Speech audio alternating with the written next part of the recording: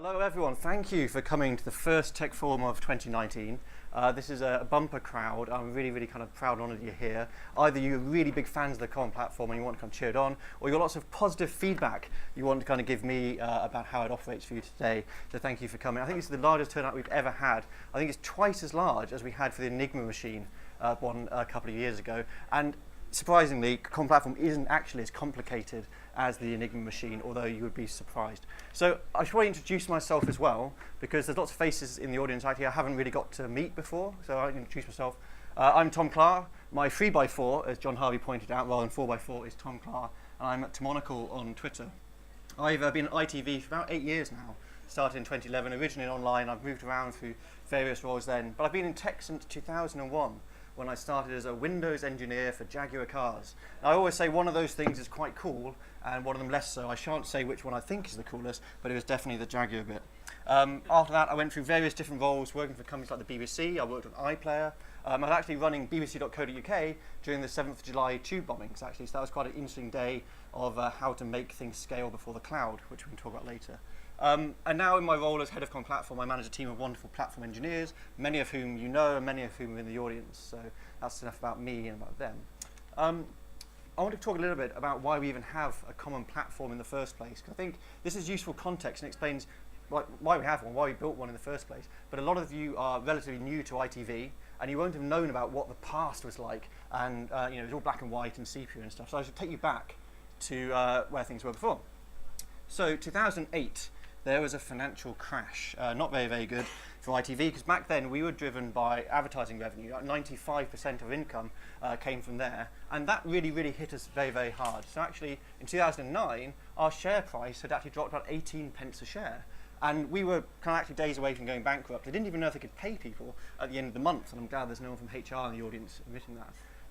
So it was a really bad time for ITV, and they needed to come in and basically save the company. And what they brought in was a guy called Adam Crozier, who many of you may remember, and his thing was basically turning around companies. He would come in and he'd spot the problem and say, hey, we should fix these things, we should fix those. And Adam came up with this thing called the transformation plan. And it's really cool. What it did, get lean, do more with less. And I'm sure you've all heard lean mentioned many times at ITV. This is where it came from. So, no more tea and bickies in meetings, terrible. No more limos between sites, terrible. No more flowers and chocolates for the talent. Absolute terrible. One of the other things they did to save money and to save the company was outsource our technology function to a managed service provider. And it was absolutely the right thing to do, because they generally have a slogan, a tagline, your mess for less. And they did it brilliantly. And that kind of saved the company, so you can't kind of fault them. Now I say technology was outsourced. Technology was mostly outsourced, because like every rule, there's an exception. And the exception at ITV has always been online. Now, online is consumer-facing. They have to kind of compete with Channel 4, Sky, Channel 5, all those kind of external competitors. So they generally need to move a little bit more quickly than a load of our back-office systems. So you've probably seen this adoption curve of technology before. Most of ITV, and this is back in like 2014 times, they were back here. We were kind of happy with our COBOL.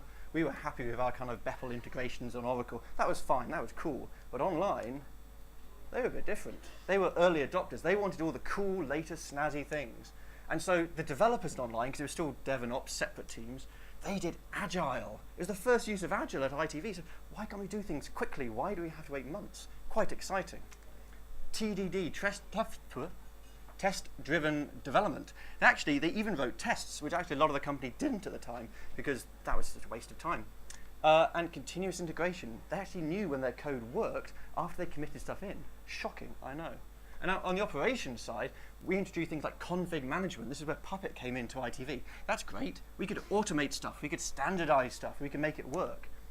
Again, automation. And then monitoring. We actually introduced really kind of the concept of monitoring into ITV to that level. Although admittedly, to begin with, we did crowdsource our monitoring with Twitter. So when we actually had a hashtag for ITV Player Sucks and that kind of started blowing up, it probably meant the site was down.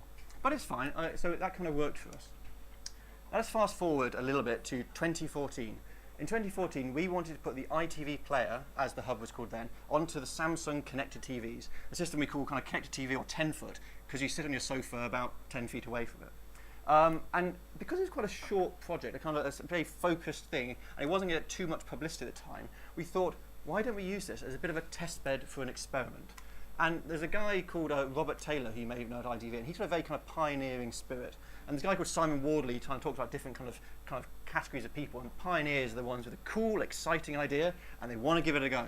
And so Rob came in and said, I want to try this new thing.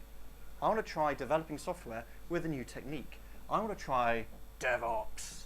And he said, okay, great. So he was given permission by Paul Clark, who was kind of the technology director for online at the time, to do this. So he got some front-end developers, and he got some back-end developers, and an ops engineer at the time, rubbed them all together, added a scrum master in as well, and said, let's build some software. And they didn't fight, they actually loved each other, it was great. Then they requested all the VMs, because at the moment this was pre-AWS, requested the VMs to the managed service provider.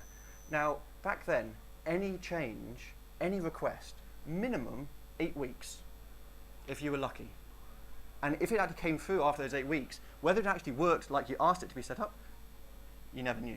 So they did request the VMs, and they waited. So they got their stopwatch out, and they're waiting, looking at their watch, and they realised they were using the wrong kind of device. They got their calendar out, and they kept on waiting around, and they were waiting, and they got a bit annoyed of waiting. So they actually went rogue, got out their credit card, lots of air miles, and went to AWS. And they managed to build the entire stack for this 10-foot connected TV system in about 4 weeks, just in time for the VMs to arrive from our other friends. So as an experiment, this kind of showed that DevOps worked, product teams, proto-DevOps and product teams worked for ITV, and also that cloud could work, and it wasn't so scary, because we'd been a bit worried about cloud at that point. So that was working in online. Fast forward now to 2015, and this is where it gets interesting, because all those back office systems I mentioned, the kind of the COBOL-based things, they were actually starting to kind of really hinder our business. When we wanted to add a new sales region, that would take 6 months to add a new sales region. We had to pre-plan everything. If you were a sales team and you wanted to add a new feature or a new button, that was weeks worth of effort. So you wouldn't bother doing it. Our talent payment system, GTVAP, is written in COBOL, and the developers were literally dying out. That's an interesting thing to have on your risk register. So Mark Smith, the CTO, said, we need to do something about this. We need to kind of level up all of our back office systems. They're slowing us down. And so he spoke to them. Well, he didn't speak to the marketing team because he called it the modernization program. He could have come up with something a bit more snazzy. But anyway, we ended up with the modernization program, which was great. And so here are words on the left that are not so good. These are quite traditional, old world words. And that's kind of the way it used to be. We liked big projects. We liked waterfall. We liked Gantt charts, on-prem, all these kind of things. And we introduced new, shiny, snazzy things, open source, moving away from proprietary. Microservice standards, API integration rather than ETL. Amazing. Things used to take months to actually trickle through. If you changed Paris, for example, it would take days to actually appear on the hub. More words that are bad, more words that are good. So we were trying to transition ourselves away from a very kind of command and control kind of structure towards trust and measure, outsourcing, we're insourcing some of this thing, giving ourselves kind of the autonomy and responsibility over the services that we operated. And we looked at all that, and we thought, how are we going to do that inside our existing organization? Because we were worried that actually if we said do all that to all of the teams, they would duplicate the effort. So the grey bit here is common duplicated effort. And we were saying every team needs to go and do that. Every team needs to think about infrastructure and security and compliance and audit and network links and scale up and scale, all these things. And they would reinvent the wheel. So this team here would have reinvented a triangular wheel, this one a square wheel, pentagon. It's a waste of time and effort. Often at ITV we're very lean. That grey stuff is waste. And so we thought, that's not very good.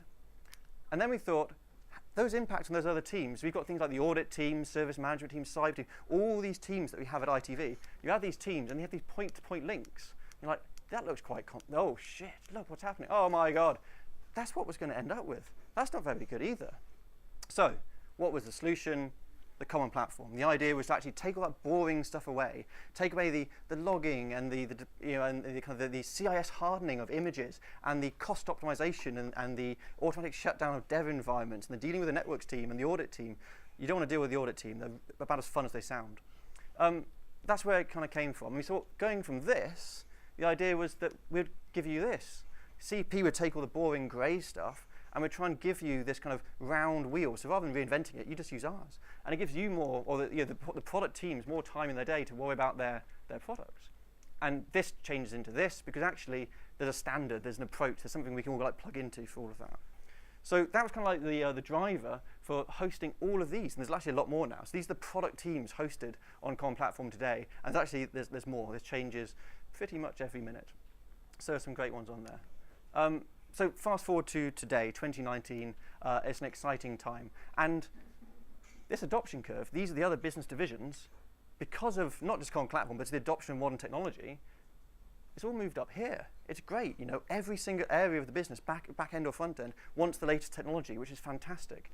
But what's happened actually with Common Platform, and I'm the first to admit this, is that actually we haven't kept up.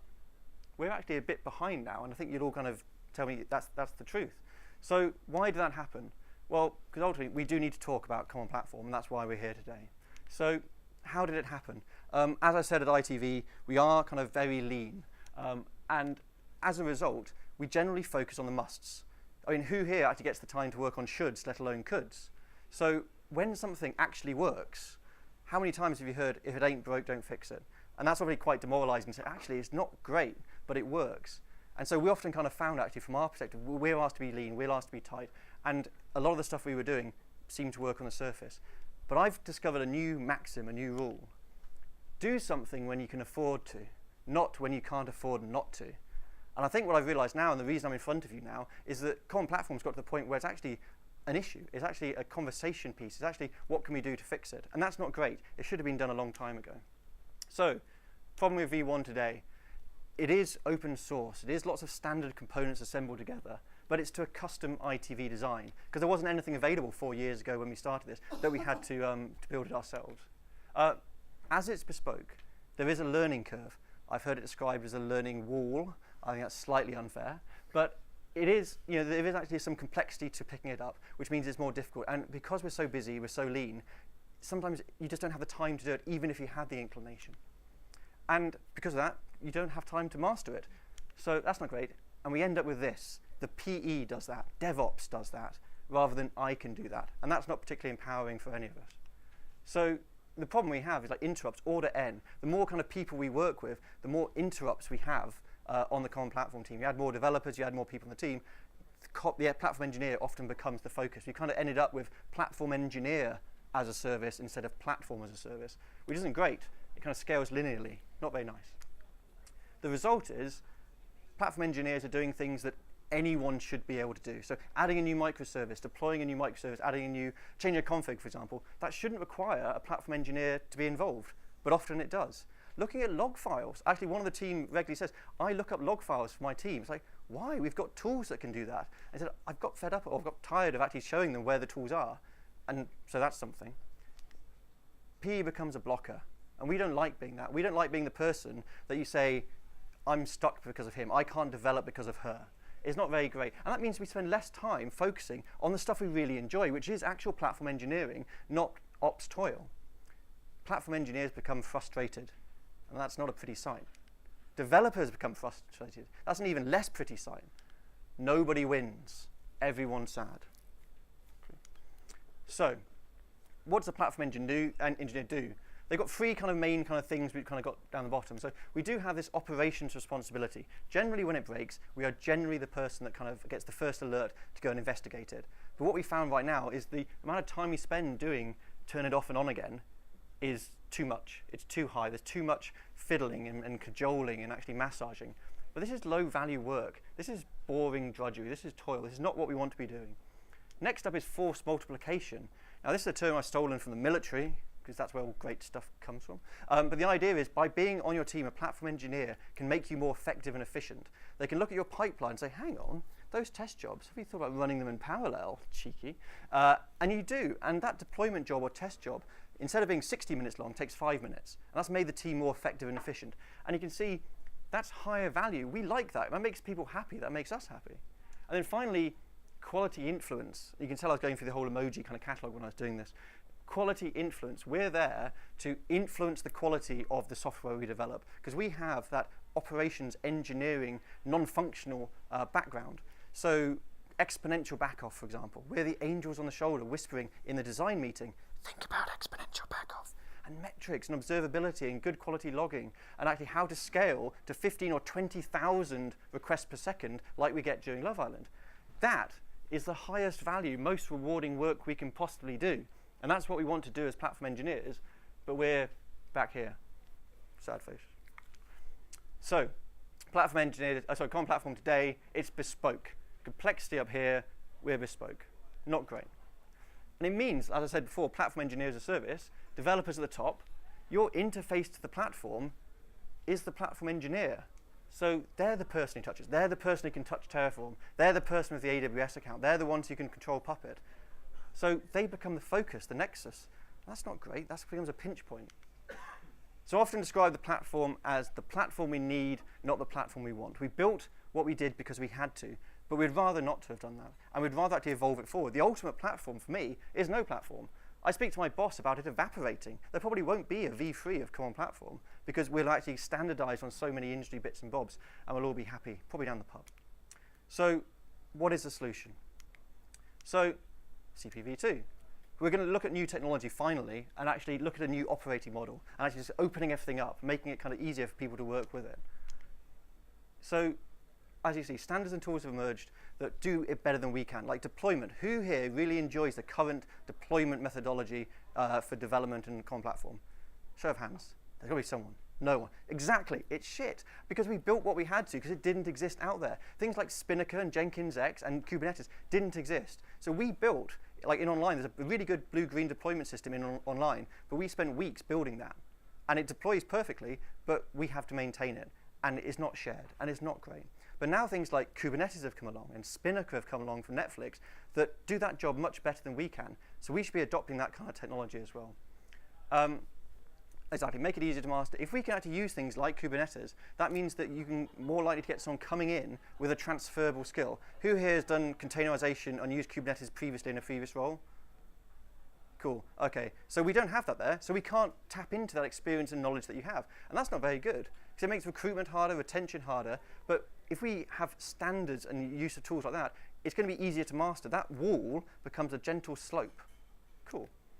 And then ultimately, we want to empower the development team to self-serve common stuff. Like if you want to add a new microservice, you shouldn't need to speak to us. You know, you should be able to do that. That's a common activity that shouldn't involve a platform engineer unless you want to involve them, unless you want to kind of bring them into the loop. So changing some config, go right ahead. You know, you shouldn't need to actually kind of get approval or even ask someone on the platform engineering team to do that for you. That should be something either through like a key value console type system with feature flags and buttons, or it's just trivial for you to do. So self-serve common tasks, get rid of the operations things. And ultimately, we want to provide a brilliant development and hosting platform. And I realized when I was writing these slides, actually, I've actually screwed up in my role slightly because the hosting bit is actually really good. In production, generally, things don't break. Things are incredibly reliable. I'm on call still for Common Platform, and it's incredibly rare for something to break in production for a platform reason. Great.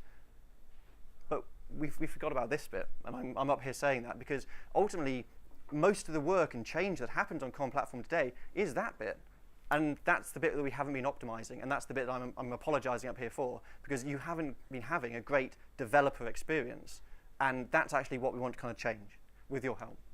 So if V1 is here, V2 is down here. We want to reduce the complexity. We want to get more things off the shelf and integrate them wherever we can. So you can actually use that Kubernetes and containerization experience you got before. You don't want to have to learn ITV's Common Platform. We want you to land with that knowledge of Kubernetes and hit the ground running and start developing. So this, old world, not so cool. Let's change some things around. Developers, still there, still very important until we get towards no code. But platform engineers there, what's moving here?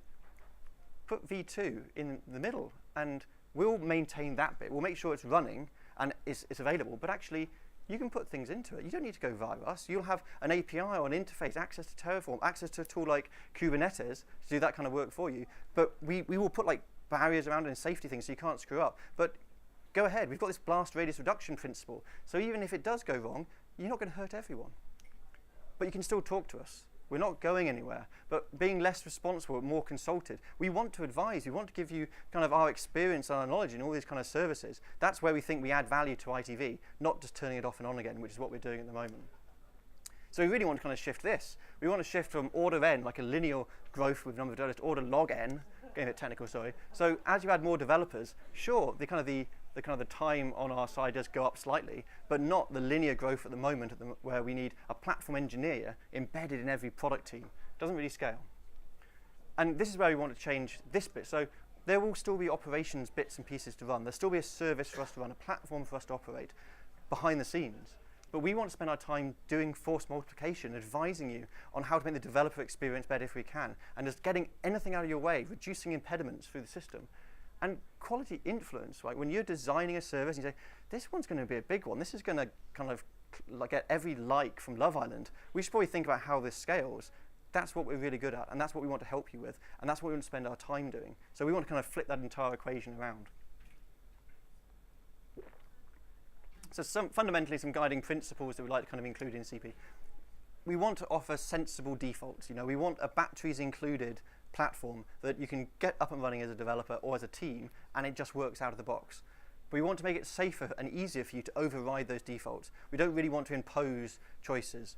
So Jenkins, for example, at the moment, love it or hate it, it's a Swiss Army chainsaw. It does do a job. But if from a development perspective, you really don't like Jenkins, you want to have Bamboo, you want to have Circle CI, you want to have a script you've written in Scala, there is one team doing that, then that's fine if you want to plug in, because what we're going to ask for at the end of it is a standard container built to a standard specification. How you build that and how you test that, we can advise, we can offer a default, but if you want to do it your way, that's fine. You should be empowered to do that. Which is cool. Obviously, a strong bias towards existing tools and standards, and actually getting better at making sure we tear off bits that have been replaced and superseded by an industry tool or standard. For example, Kubernetes, that now exists, is now mature. We're very strongly looking at that, and that's really what CPv2 may be about. And then this bit, question mark, I don't know, because again, I'm not going to dictate what we should do with this. That's kind of one of the purposes of this session, actually, is to get your feedback about what is working today, what isn't, what you would like to see, what is the biggest kind of burning issues you have right now with Common Platform. So we like MVPs. We like to do things quickly. And online actually have an OKR to actually make Love Island effectively from an operations and team perspective a non-event this summer. They don't want to have to stand up a big kind of like red team watching all the graphs and making it something stressful. We want the system and the platform just to handle it, which it did last year, but it took a lot of massaging. And because of that, they want by the end of the quarter to get something that could do that by the end of this quarter. So when I talk about MVP, I'm talking about within the next couple of months, something that operates at that status. And I want it to be an open development process, which means we're not going to disappear off into the kind of the Common Platform cave on the fourth floor and do it in isolation. We're going to be working with the teams in online, the teams in commercial, the teams in broadcast, anyone who actually wants to input into this, and we're going to like get people on board, because ultimately we are building this for you, and so there's no point us disappearing and not talking to anyone.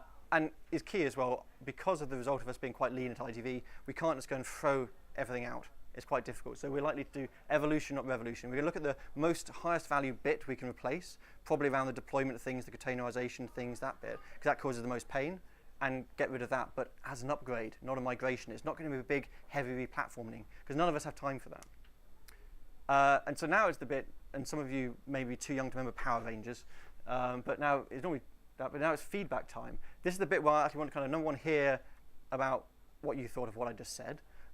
And then also kind of get your feedback about Common Platform, the day-to-day future feedback. So rather than doing a pure retro, what I mentioned in the email, I was thinking about doing a smorgasbord, a menu, if you will, of things that you can feedback with. So we've got the option of doing a retro. So if you want to kind of leave retro-style feedback, you can. I've got some Post-its here, and hopefully some other people brought Post-its, otherwise we might be a bit constrained. Or if you'd rather just leave a net promoter score, I would recommend Common Platform to someone.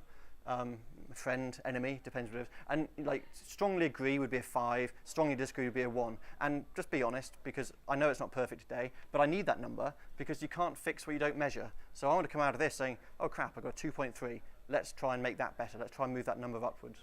And then finally, and/or feature requests. Like, what have you seen before that works really well? What have you seen that you would really make your life easier as a developer? Because ultimately, that's kind of like why we're going to be looking at this.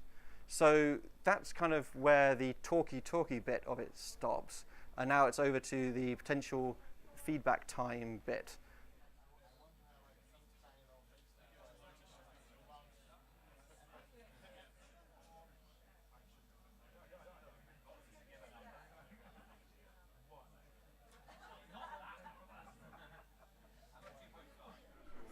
Okay, thank you everyone for your feedback. Let's see what we've got. That's good. So we'll start with a funny one. Stop Puppet. We totally agree. We don't like it either, actually, because the 1990s called and it wants its configuration management tool back. It's useful, it's powerful, and I think when you have machines that live for a long time, it's the right tool. But we're not massive fans either. So I think number one, we can accept that one. Great ones as well. 12-factor apps. Yeah, we agree. Actually, a lot of our microservices generally align with most of the factors. So that's why we think actually the move on to V2, if you do it properly in containerization, you're kind of set up for it already. So it should hopefully be more of an upgrade than migration. Continue being stable. That's good. Strong and stable. That's a common platform right there. More serverless, good multi-AZ. Cost too high to start small internal projects. That is true. Totally accept that. Right now, to spin up a new product has a baseline cost that is too high, and we need to optimize. AWS certificates for all. That's actually not on me, but yeah, go for it. I will happily advise you, but we can give you some steers. The dev and DevOps separation is not working. I think that's something that we want to change. Actually, we don't want to be embedded ops, and we want to have a relationship with you where we're delivering value and not just turning it off and on again. So even if we aren't necessarily embedded, you'll have more access to us in a higher value way, if that makes sense. So that's great, thank you. Less waiting, teach me. Yeah, that's what we want to do too. We want to stop putting out fires, and we want to show you where the fire extinguisher is, or hopefully make stuff out of asbestos. No, that's probably not the right idea, but you get what I'm thinking about. There's quite a few here around auto-scaling and scaling at speed. We don't use auto-scaling at the moment for various reasons, mainly because it takes an instance about 10 minutes to spin up. We really want to change that. I think the OKR for online is it needs to spin up in 10 seconds. So we're going for that. Great. So auto-scaling, yep, totally agree. Environments on demand. I think we kind of have implemented this kind of approach where we have dev and staging and pre and prod and whatever as required. But we've had a lot of people say it'd be lovely if I branch the code, suddenly I get an endpoint and it's deployed all the microservices under that particular endpoint, and I can do whatever I like, and I've got the entire version of the environment just for me. And if I want to tag that as stage or tag that as dev, I can, but there's none of this hard, stuck environments like we have today. Swag, CPv2 mugs. Yes, go on then. I'm sure I can definitely get budget sign off for that. More empowerment to create infrastructure bits. Yep, totally agree with you there. All components in AWS. I'm assuming that means access to more AWS kind of platform as a service bits. So historically, I was given a steer from above to be very scared about vendor lock-in, which is why a lot of the really cool bits of cloud providers we weren't allowed to play with. And so I had to be the kind of the bad guy, and the team had to be the bad people saying, no, you can't play with that really fun AI nanobot. But that attitude has changed a lot. We're a lot more kind of comfortable now with using a service. We've kind of realized that rather than paying the kind of the cost up front continuously by not adopting the stuff just in case Amazon go rogue, which they obviously will, but just in case they do, pay that cost if ever they do. Otherwise you kind of hinder yourself, and you always play at the lowest common denominator. So I think that's one of the things we'd like to kind of encourage as well. And also historically, adding a new service meant the platform engineering team having to think about monitoring and backups and alerting and metrics and all that kind of stuff. And there's a huge maintenance overhead supporting it. Because platform as a service components are so good now from the cloud providers, a load of that stress and hassle just has disappeared, and it's going to be much easier for us to support some as well. Education and empowerment, yeah, we'd love common workshops, knowledge sharing, collaboration, more transparency. Yeah, these are all things that, the must, the shoulds, and the coulds. The must is often for us putting out the fire, and as you saw earlier on, we spend way too much of our time doing that. We don't like doing that. We find it quite kind of draining. We'd rather be spending time advising and teaching and coaching. We want to be, I'd say customer success, don't shoot me, but ultimately you're our customers, you're our users, you're the people who use this thing. Our job is to make sure you have a successful experience with it, and DevX, developer experience, that's really what we need to be aim to focus on with the V2 stuff as well. Transparency in terms of security and vulnerability. Jasper wants his dashboard. Jasper's going to get his dashboard. That's going to happen as well. Yeah. So there we go. And then Net Promoter Score, pretty much straight down the middle with a couple of kind of things on the shoulders, a couple of ones, low fives, I think that's expected, but mostly threes. And I think we can do a lot better than that. That's not great. as far as I'm concerned. We want you to be delighted. We want you to be going home and telling your mum, you should use the common platform. And if everyone ever does do that, well, you should probably seek help. But so all of this is brilliant, and I really want to kind of thank you. We've got about 5 minutes left where I was going to do a bit of a kind of next step in QA, and then actually I'm here for another hour if you just want to throw rotten fruit at me or eggs or kind of whatever it is you do. So next steps is we've aligned the first release, the MVP release of CPv2, with online's OKR for Q1, which is to get a service running that can kind of scale up quickly within the quarter. So by the end of March, it's going to be really, really simple. It's really going to be basic. There's going to be bits missing, like an MVP, but it will meet that kind of that key result. We also kind of said internally that we don't mind kind of changing stuff. We'd rather do something quickly, learn from it, and then maybe leave the door open for changing technology. So we're probably going to go for the simplest solution that gets us the result, even if it means we need to change stuff further on. So those are kind of like next steps in terms of V2. I should probably say why this hasn't happened before, and it kind of goes down to the leanness, I guess, of ITV. I have a core team of platform engineers, and they are the people that maintain the common platform itself. So they're the people that do the Puppet work, the Terraform work, all those kind of bits and pieces once. So the other platform engineers you mostly deal with, the field platform engineers, can do their job easily. As common platform scaled, it's generally had one, sometimes none, maybe a couple of people in that core team, and that kept ticking over. As the platform scaled and more products came onto it, we've got about 20 today, the interactions and interruptions on the core team got so great because they're the people that can be parachuted in to any of the teams to save the day. If someone's ill or goes on holiday or if they leave, they're always being called upon, and it's the R&D time that got kind of consumed when we should have been had this a while ago. I looked at my personal Trello board. I've got a containerization question mark thing on my personal Trello from May 2015. So it's been on the list for a while, but that's why it hasn't happened. The reason it's happened now is we've actually got funding. It's an official project on Mark Smith's radar for 2019 to do this, because I've said to him it's so important that we actually fix this, and it takes the effort. The idea is that once we free up a bit more platform engineering time, we will continuously keep it upgraded, so we'll never have this conversation again, but I'm sure we'll make everyone very happy. So I'm actually going to be around for another hour for kind of questions, answers. I'm happy to do it now, happy to do it over a coffee afterwards. But first, I just want to thank you all for that. It's really valuable. There's some really interesting kind of thoughts there. And like I said, the Net Promoter Score, you can't fix what you don't measure. The idea now is we're going to fix that and kind of head on upwards. I know, Ronald, you put a couple of questions up there. We'll start there. Are we, developers, getting empowered enough only through containers? I think containers are probably something that... Thanks, Jim. Thanks, Phil. Actually, I'm going to give you a round of applause, actually, for all of your hard work. So thank you all very much. Not you, Jim, but yeah. And you, and Tristan. So, but that was sincere, actually, because this is me trying to say that we know it's not perfect, but we want your help in fixing it and making it better. Are we getting compatible only through containers? No, I think it's going to be a conversation. We don't want to be the team that says no. We want to be the team kind of like talks about what are you trying to achieve, how can we help you get there. I think containerization and tools like Fargate or Kubernetes are going to solve, as a domain of our space that we can change, it's going to solve the largest amount of problems as quickly as possible, if you see what I mean. But then we're going to look at things like Sensu and Elk and TIG. Like, do we move to Prometheus? Do we kind of get Datadog or New Relic or App Dynamics or anything like that? Things like that. What's the next most important thing to change? But we also need to be kind of aware of the fact that we need to have some kind of, I suppose, like standardization and security, factor in security and audit and all those kind of requirements. So not just containers, but that's probably the first move. I need to create Node.js services fast. What do we do? We have to kind of talk about like how fast is fast. Is it within the scope of what we're talking about here, or do you mean like by the end of the week? In a day.